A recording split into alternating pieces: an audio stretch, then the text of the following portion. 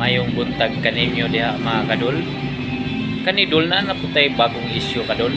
Kaning about ba sa atong mga nasakpan ba kanini yung gitawag nato flood control ba nga budget unta ni sa atong mga mayor unta ila untang gitarong yun na dol.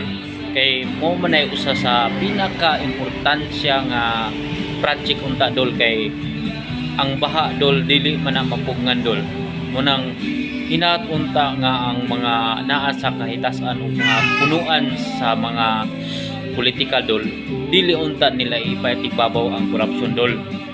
Kay ngano man ang maguba dol ang atong image sa usa ka politika dol, wala nay mamutar nato dol o hinatunta dol nga dili na niya buhaton ang inanang mga binuhatan nga makadaot gud sa iyang kinabuhi dol.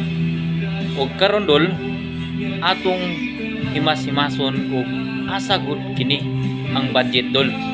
Kay especially sa Manila dol nga wala gid sila'y alimuot og asa gud paingon ang kwarta dol.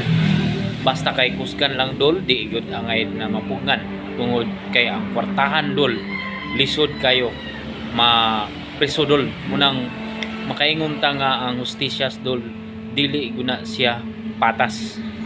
Kay ug mawalay kwarta dol dali-dali randakpon, pero ug naay kwarta sus pwede gani ra birahon misag walay warrant of arrest.